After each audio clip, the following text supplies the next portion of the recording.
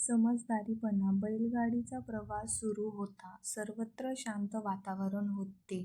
गावपातळीवरील सर्वच लोक शेतकरी होते. ते सर्वच प्रकारच्या बियाणे पेरणी करत होते. जास्तीत जास्त भात शेतीची मशागत करायची व विविध प्रकारचे कडधान्य पेरायचे. पावसाळ्याचे दिवस सुरू होते. शेतकरी दररोज सकाळी उठून शेतात जात होते. त्यामुळे गावात सार्वजनिक ठिकाणी लोकांची गर्दी कमी होती. लिहाज व त्यांचे वडील त्या गावात बैलगाडीने पोहोचले. या गावाचे नाव वरसंगाव होते. या गावातील लिहाजच्या वडिलांची बहीण होती, म्हणजे लिहाजची आत्या. ते दोघेही आपल्या आत्याच्या घरी गेले. घरी गेल्यावर आत्याची तब्येत बरी नव्हती म्हणून लक्षात आले. आम्ही घरातील संपूर्ण कामे केली व आत्याबाईला जेवण दिले. तिने ते खाल्ले व आम्ही पण दोघांनी मिळून जेवण केलं. आत्याला बरं वाटलं म्हणून तिने आमच्याशी गप्पा मारत बसली.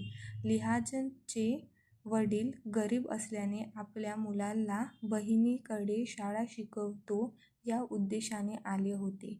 विहानची आत्या एकटीच राहत असल्यामुळे तिला आधार राहावा म्हणून लिहाज आपल्या होता. आत्याने त्याला इथेच शिकव असे म्हणाले.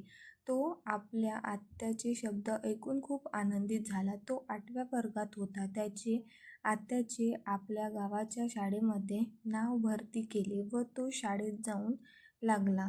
मुलाचे नाव शाळेत भरती झाल्यावर त्याच्या वडिलांना खूप आनंद झाला, कारण पुढे शिक्षणासाठी त्याच्या वडिलांकडे एकही पैसा नव्हता व दुसऱ्या दिवशी त्याचे वडील बैलगाडीने आपल्या गावी गेले.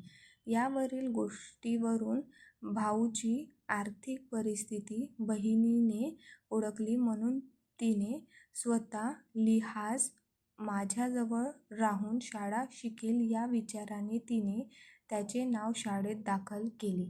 मी ही काल्पनिक तत्त्वांवर आधारित गोष्ट लिहिलेली आहे.